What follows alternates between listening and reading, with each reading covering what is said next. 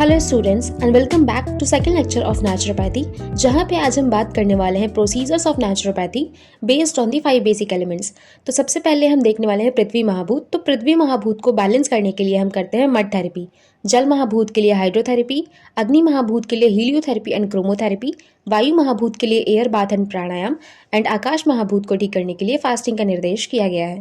तो सबसे पहले हम आज देखने वाले हैं मड थेरेपी को। मड थेरेपी को स्टार्ट करने से पहले हम मिट्टी के कुछ ऐसे गुणों को देखेंगे जिसकी वजह से हम इसको यूज़ में लेते हैं। तो जो मिट्टी होती है उसमें दुर्गंध मिटाने की क्षमता होती है, सर्दी व गर्मी दोनों ही रोकने की क्षमता होती है। इस वजह से जो पहले के मिट्टी के घर बने होते थे, ना तो उसमें ज़्यादा सर्दी लगती थी और ना ही ज़्यादा गर्मी लगती थी। मिट्टी में अचूक विद्रावक शक्ति होती है, जिस वजह से ये जो भी फोड़े फुंसी होते हैं उसको ये पकाकर निचोड़ देता है और घाव भी जल्दी भर देता है।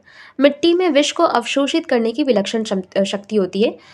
मिट्टी में गुरुत्वाकर्षण की शक्ति होने के कारण काम करते समय हमें थकान का अनुभव होता है। इस वजह से हमें जितना भी हो सके ट्राई करना चाहिए कि सीधा बैठे या सीधा खड़े हों। नेक्स्ट हम बात करेंगे कि मिट्टी कौन कौन से टाइप की होती है और कौन सी मिट्टी को हम मड थेरेपी के लिए बेस्ट सुटेबल मानते हैं। तो सबसे पहले आती है काली मिट्टी, जिसको श्रेष्ठ बोला गया है। तो काली मिट्टी जो होती है इसमें बहुत शाइन होता है, चिकनाहट युक्त तो होती है ये, और सूर्य से जितने ही कलर्स आते हैं उन सबको एब्जॉर्ब करके और हमारे शरीर को लाभ पहुंचाती है। इसमें खनिज तत्व भी प्रचुर मात्रा में होते हैं और अधिक समय तक इसमें जल का संधारण हो सकता है, यानी कि ये ज़्यादा देर तक वाटर को रिटेन कर सकता है। तो इसकी रिटेंशन कैपेसिटी जो है वो ज़्यादा है। इस वजह से हम मृतिका चिकित्सा के लिए, यानी कि मिट्टी जो हम लोग यूज़ करते हैं वो मेनली काली मिट्टी का यूज़ करते हैं। इसका प्रयोग विषमता एवं त्वचा विकारों में किया जाता है। समुद्री कछार की मिट्टी, तो इसमें बहुत सारे मिनरल्स मिले होते हैं, जैसे कि मैग्नीशियम, कैल्शियम, पोटेशियम, सिलिकेट्स और कार्बोनिक तत्वों के साथ साथ 20 से अधिक प्रकार के अन्य तत्व पाए जाते हैं और इसका यूज़ भी हम लोग त्वक विकारों में करते हैं। थर्ड आती है दलदली मिट्टी, जो कि जितने भी बायोडिग्रेडेबल वेस्ट है, जैसे जैविक अवशेष जो भी हम कह सकते हैं, फूल या फिर जो भी जानवर मर जाते हैं उनकी वजह से हज़ारों वर्षों में जो बनती है उसे हम दलदली मिट्टी बोलते हैं। और इसमें fulvic acid, vitamins, amino acid, plant hormones और ह्यूमिक एसिड्स इसमें प्रेजेंट होते हैं, जिस वजह से ये एंटी इन्फ्लेमेटरी की तरह काम करता है। साथ ही साथ इसमें एंटी एजिंग गुण होते हैं। साथ ही साथ ये आर्थराइटिस और इंजरी में भी यूज़ किया जाता है। फोर्थ है वल्मीक मिट्टी। तो ये जो होती है त्वचा पर इसका लेप करने से शरीर के विषाक्त पदार्थों को शरीर से बाहर निकाल देती है और इसका यूज़ हम लोग पेन को रिड्यूस करने में करते हैं। फिफ्थ आती है पीली मिट्टी, जिसको हम लोग विवंध, अजीर्ण, यकृत प्लीहा वृद्धि और मधुमेह में यूज़ करते हैं। श्वेत मिट्टी का यूज़ नॉर्मली हम लोग नर्वाइन डिसऑर्डर्स या लिवर डिसऑर्डर्स में करते हैं। लाल मिट्टी का यूज़ हम लोग उदरशूल, पक्षाघात, आमवात जैसे व्याधियों में करते हैं। बलुई मिट्टी का यूज़ हम लोग सर्पदंश, जठर आंत्र शोथ और वातरक जैसे व्याधियों में करते हैं। नेक्स्ट हम देखते हैं डॉक्ट्रिन ऑफ मड सिलेक्शन, यानी कि किस तरह से जो मड है हम उसको सेलेक्ट करेंगे कि कौन से जो मड है हम लोग यूज़ करने वाले हैं मड थेरेपी के लिए। तो जो भी मिट्टी हम लोग यूज़ करने वाले हैं सबसे पहले तो वो साफ़ सुथरी होनी चाहिए, उसमें कोई कंकड़ पत्थर नहीं होने चाहिए और किसी भी तरह का केमिकल मिक्स नहीं होना चाहिए। ऊपर की सतह से नहीं लेंगे हम, 4 से 5 फीट नीचे इसका लेंगे हम। और प्रयोग में लाने वाली मिट्टी जो होती है पहले उसको हम लोग सुखा करके और सूक्ष्म कपड़ छन कर लेते हैं, यानी कि उसको पहले हम लोग ड्राई करेंगे, फिर उसको फिल्टर करेंगे और उसका हम लोग एक चूर्ण बना लेंगे। फिर अगर जो मिट्टी ज़्यादा चिपकने वाली होगी तो उसमें हम लोग थोड़ा सा रेत भी मिला सकते हैं। एक बार अगर हमने उस मिट्टी को यूज़ कर लिया है मड थेरेपी के लिए तो दोबारा हम लोग उसी मिट्टी का यूज़ नहीं करेंगे। साथ ही साथ यहाँ पे बताया गया है कि जो ब्लैक कॉटन मड होता है वो श्रेष्ठ बताया गया है। नेक्स्ट हम बात करते हैं इसके एप्लीकेशन के बारे में। तो इसको 2 तरह से अप्लाई कर सकते हैं, एक तो लोकल एप्लीकेशन हो सकता है, दूसरा कंप्लीट मड से कवर करना हो सकता है, यानी कि मड बाथ हो सकता है।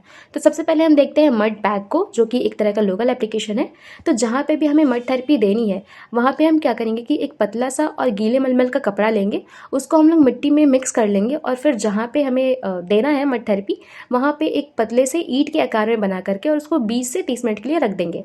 अगर विंटर सीजन चल रहा है तो वहाँ पे हम कपड़े से या फिर कंबल से ढक भी सकते हैं।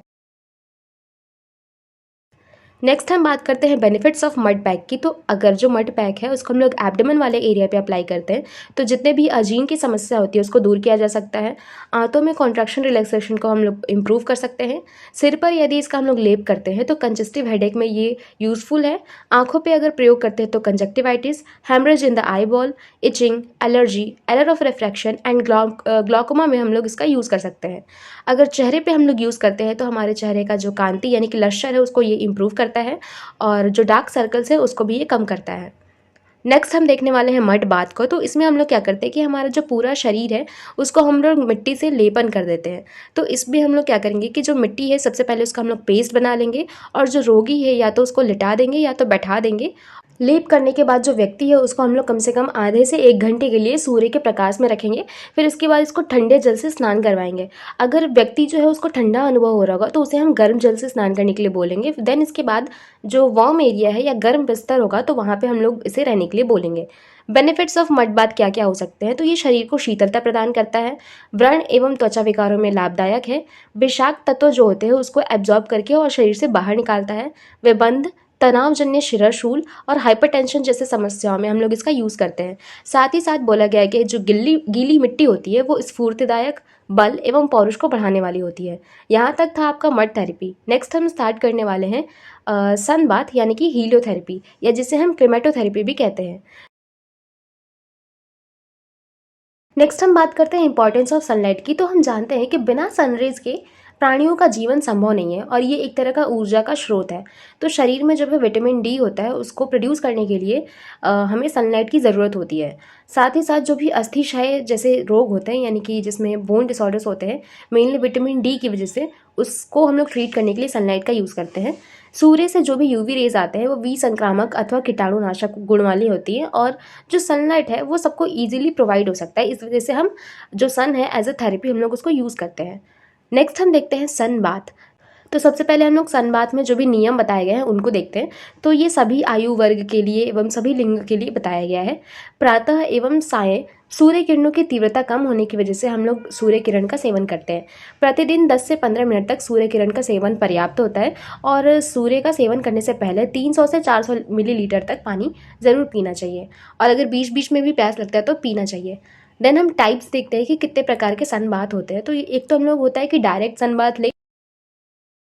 डायरेक्ट सनबाथ के लिए जो टाइम बताया गया है वो सूर्योदय से 1 या 2 घंटे के अंदर में बताया गया है, जहाँ पे हम कम कपड़ों के साथ नदी के किनारे हम लोग एक पतला सा चादर बिछा करके और लेट जाते हैं। नेक्स्ट है इनडायरेक्ट सनबाथ। तो इसमें हम लोग किसी भी टाइम पर हमारा जो पूरा शरीर है उसको एक पतले से सूती चादर से ढक करके और सन के एक्सपोजर में रहते हैं। थर्ड आता है लोकलाइज सनबाथ। ये एक तरह का ट्रीटमेंट प्रोसीजर है जिसमें जिस भी अंग को हमें सनबाथ देना है उसको एक्सपोज कर देंगे, और बाकी सारे शरीर को हम लोग एक पतले से गीले चादर से ढक देते हैं। ये मेनली श्वास रोग तथा नवजात शिशु में जो कामला होता है उसमें यूज़ करते हैं। फोर्थ आता है प्लेंटेन लीफ बाथ या फिर बनाना लीफ सन बाथ। तो इसमें हम लोग क्या करेंगे कि सबसे पहले बनाना लीफ को हम लोग बिछाएंगे, उसके ऊपर हम लोग लेट जाएंगे और फिर अपने आप को पत्ते से कवर भी कर देंगे। तो ये मेनली जो दुर्बल व्यक्ति होती है उनके लिए श्रेष्ठ बताया गया है। फिर उसके बाद हम देखते हैं ट्रंक पैक और कुने सन बाथ को। तो ट्रंक पैक में क्या करते हैं कि सबसे पहले एक गीले चादर को बिछाएंगे, फिर उसके बाद लेट जाएंगे और हमारा जो एब्डोमेन वाला एरिया है उसको भी एक गीले चादर से कवर कर देंगे। हमारा जो हेड वाला रीजन है वो शेड में होगा यानी छाया में होगा, और हमारा जो पूरा बॉडी है उसको हम लोग बनाना लीफ से ढक देंगे। इस तरह से हम लोग 40 से 45 मिनट तक सन के एक्सपोजर में रहेंगे। नेक्स्ट आता है कोने सन बाथ। तो इसमें हम क्या करेंगे कि हमारा जो डिजीज़ वाला एरिया है उसको हम लोग गीले कपड़े से ढकेंगे, और बाकी जो हमारा एरिया है उसको हम लोग ड्राई क्लॉथ से ढक देंगे।